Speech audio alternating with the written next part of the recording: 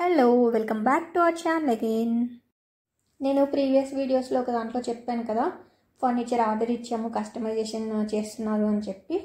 So ఈరోజు వస్తుంది. యాక్చువల్గా ఎప్పుడో ఆఫ్టర్నూన్ 12 o'clock నుంచి వస్తున్నాము అని చెప్పారు.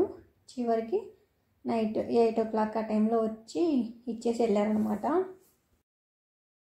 ఇంకా సోఫాస్ వస్తే వాటితోనే హాల్ సగం ఆక్యుపై అయిపోతుంది కదా, అందుకని చెప్పి లాస్ట్ టైం చూసుకున్నాను అనమాట. సోఫాస్ పెట్టే కన్నా ముందు ఎలా ఉండేది, తర్వాత ఎలా ఉండేది గుర్తుంటుంది కదా, అందుకని చెప్పేసి ఆ ఎంటీ స్పేస్ని ఒకసారి చూస్తున్నా ఎలా ఉంటుంది. ఇంకా లాస్ట్ టైం కదా చూసుకోవడం, అందుకని దాని వీడియో తీసాను అనమాట. ఫస్ట్ ఇది ఒకటి ఇచ్చేసి వెళ్ళారా. నీట్గానే ఉంది కదా, ఫినిషింగ్ అంతా మనం అనుకున్నలాగే ఉంది, మరి పిచ్చిగా ఏం చేయలేదు. ఫర్నిచర్ కస్టమైజేషన్కి ఇచ్చే కన్నా ముందు ఈ విడ్త్ లెంత్ ఇవే కాకుండా ఎంత స్పేస్ కావాలి, ఎంతవరకు కావాలి, రైట్ సైడ్ ఎంత ఉండాలి, లెఫ్ట్ సైడ్ ఎంత ఉండాలి, ఇవన్నీ కాకుండా ఫస్ట్ ఆఫ్ ఆల్ ఇంకోటి ఏం చూసుకున్నాము అంటే రోబోట్ ఉంది కదా. సో ఈ రోబోట్ చైర్స్ కిందకి వెళ్తుందా లేదా అని చెప్పి కూడా చెక్ చేసుకున్నాం అనమాట. అందుకని వాళ్ళు మామూలుగా ఇచ్చే హైట్ కన్నా ఒక 2 inches 1.5 inch ఒకటి ఎక్కువ పెట్టించుకున్నాము. కరెక్ట్గా రోబోకి కొంచెం స్పేస్ ఉండాలి కదా మధ్యలో కూడా, అలా స్పేస్ వచ్చేలాగా అది ఈజీగా మూవ్ అయ్యేలాగా చూసుకున్నాం అనమాట. కాకపోతే అప్పుడు ఏంటంటే సెంటర్ టేబుల్ది కూడా హైట్ పెంచమని చెప్పడం మర్చిపోయాము. వాళ్ళు కూడా కస్టమైజ్ చేసేటప్పుడు దాని గురించి మర్చిపోయారు. జస్ట్ ఈ సోఫాస్ వరకు మాత్రమే చేశారనమాట. అండ్ అలాగే ఫుడ్ ట్రేస్ ఉన్నాయి కదా పక్కన 2, సో వీటికి కూడా హైట్ ఎక్కువ పెంచలేదు. అండ్ పెంచినా కానీ వీటిల్లో అంటే అవి చిన్నగా ఉన్నాయి కదా మధ్యలో స్పేస్ 2 legsకి మధ్యలో, అందుకని చెప్పేసి అది రాకపోయేది ఎలాగూ.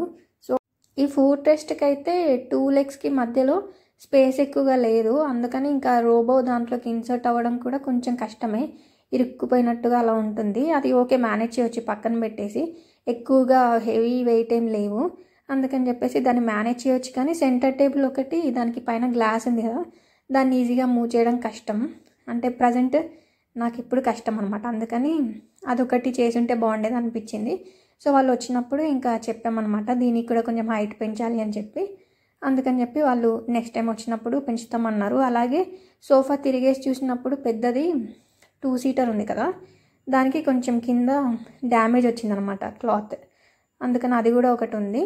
సో అవన్నీ ఒకేసారి చేస్తాము, ఒక 2 daysలో వచ్చి చేస్తాము అని చెప్పారు. అలా చిన్న చిన్న ఫినిషింగ్స్ ఉన్నాయన్నమాట. అందుకని చెప్పి ఇంకా అన్నీ ఒకేసారి చేస్తాము అని చెప్తే మేము కూడా ఓకే అన్నాము. ఆ తర్వాత 2 days తర్వాత వచ్చి చేశారు. కాకపోతే ఇది మళ్ళీ నెక్స్ట్ టైం వచ్చినప్పుడు కూడా చేయడం, ఇది తీసుకురావడం మర్చిపోయారు అనమాట, స్టూల్ హైట్ పెంచడానికి. సో అవి మనమైనా కానీ చేసుకోవచ్చు. ఇంకా ఎలాగో మాకు ఇంటి దగ్గరే కాబట్టి ఎప్పుడైనా అటు వెళ్ళినప్పుడైనా కూడా మేము తీసుకోవచ్చు అని చెప్పేసి ఇంక ఊరుకున్నాము.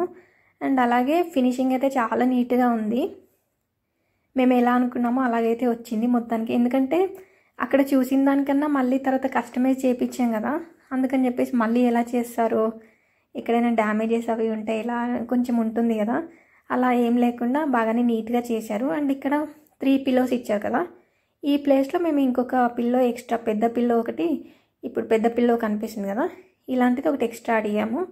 అది కూడా తీసుకురాలేదు ఈరోజు ఇది తీసుకొచ్చినప్పుడు, అందుకని ఇంకా ఇలాంటి ఒక 2-3 వర్క్స్ ఉన్నాయన్నమాట నెక్స్ట్ వాళ్ళు చేయాల్సినవి. మొత్తానికైతే హాల్కి సరిపడేలాగా కరెక్ట్గా యాప్ట్ అయ్యేలాగా. అండ్ వెనకాల మెయిన్గా ఈ కలర్ ఎందుకు సెలెక్ట్ చేసుకున్నామంటే వాల్పేపర్కి యాప్ట్గా ఉండాలి, లేదంటే అసలు అంటే అదొక కలరు ఇదొక కలర్ అయిపోయింది అనుకోండి, చూడడానికి అస్సలు బాగోదు. అంటే చూడగానే ఆ నీట్ లుక్ అస్సలు తెలియదు, అందుకని చెప్పేసి మెయిన్గా వాల్పేపర్కి మ్యాచ్ అవ్వాలని ఆ ఉద్దేశంతోనే ఇది తీసుకున్నాను నేను మోస్ట్లీ. అండ్ మేము ఇంట్లోకి వచ్చిన తర్వాత కూడా ఫస్ట్ అదే అనుకున్నామంట, కొంచెం లైట్ బ్రౌన్ కలర్లో అయినా ఉండాలి, లేదంటే గ్రే కలర్లో అయినా ఉండాలి అని చెప్పి అనుకున్నాను. కాకపోతే అప్పుడు ఏంటంటే బ్రౌన్ కలరే మొత్తం హాల్లో అయిపోయింది అనుకోండి, కొంచెం అది చాలా కామన్గా ఉంటుంది అని చెప్పేసి నేను గ్రే కలర్ అయితే కొంచెం న్యూట్రల్గా ఉంటుంది, బాగుంటుంది అని చెప్పి ఇది తీసుకున్నాను. ఎందుకంటే మోస్ట్లీ వైట్ కలరే ఉంటుంది హాల్లో, అందుకని చెప్పేసి గ్రే కలర్ అయితే బాగుంటుంది అని అనిపించింది. బ్రౌన్ కలర్ కూడా వైట్కి కాంట్రాస్ట్గా బాగానే ఉంటుంది, కానీ మేము చూసినప్పుడు ఆ కలర్స్లో ఏంటంటే కొంచెం లైట్గా లేదనమాట, బాగా డార్క్గా ఉండేప్పటికీ అది సరిగ్గా సెట్ అవ్వదు అని అనిపించింది సోఫా హాల్లోకి. అది ఫస్ట్ నుంచి నా ఇమాజినేషన్లో ఉంది. బ్రౌన్ మరీ అనుకున్నలా దొరకకపోతే ఖచ్చితంగా లైట్ గ్రే కలరే తీసుకోవాలి అని చెప్పేసి. ఈ గ్రే కలర్లో కూడా చాలా కలర్స్ ఉంటాయి కదా, మళ్ళీ కొంచెం డార్క్గా, ఇంకొంచెం లైట్గా, అలా డిఫరెంట్గా ఉంటాయి అని చూస్తున్నప్పుడు కూడా అర్థమైపోయింది. కొన్ని ఏంటంటే డార్క్గా ఉండేటప్పటికి అవి కొంచెం బ్లూయిష్ కలర్ షేడ్ వచ్చేసింది అనమాట.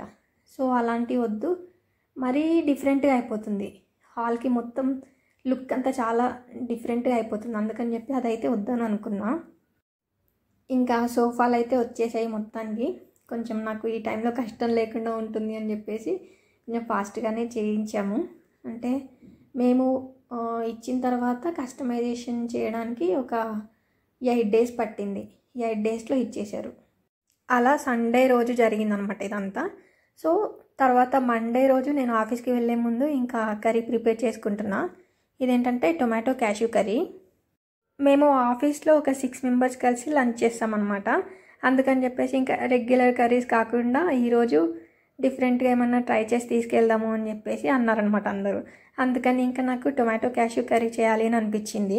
ఎందుకంటే నా టంగ్ అంతా మెటాలిక్ టేస్ట్ అయిపోయింది, తినడానికి ఏం రావట్లేదు.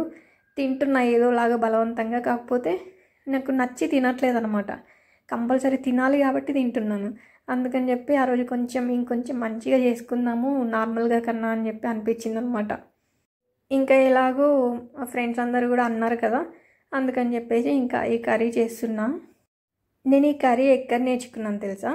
నేను పెళ్ళికి ముందు హాస్టల్లో ఉండేదాను అనమాట. సో హాస్టల్లో ఒక్కోసారి అస్సలు నచ్చకపోయేవి, ఏదో తినాలి కాబట్టి తినేవాళ్ళం అప్పుడప్పుడు. కానీ ఇంకా మరీ ఆప్షన్ లేనప్పుడు, అంటే బయట అన్ని క్లోజ్ ఉన్నప్పుడు, ఆర్డర్స్ కూడా ఇంకా లేట్ అవుతున్నాయి అన్నప్పుడు ఇంకా అక్కడే తినేసేవాళ్ళం. కానీ మరీ నచ్చకపోతే ఇంకా బయటకు వెళ్ళాల్సిందే కదా. మరీ ఫుడ్ దగ్గర కాంప్రమైజ్ అయ్యే ఛాన్సే లేదు, అది ఆకలేస్తుంటే. అలా హాస్టల్లో అస్సలు నచ్చని కర్రీస్ చేసినప్పుడు, లేదంటే ఇంకా తినలేము అనుకున్నప్పుడు బయటకు వచ్చేసి ఇంకా ఏ రెస్టారెంట్లోనో తినేసేవాళ్ళం అనమాట. అంత ఆకలిగా ఉన్నప్పుడు ఇంకా దూరంగా వెళ్ళలేము కదా. హాస్టల్కి దగ్గరలో ఒక చిన్న రెస్టారెంట్ ఉండేది.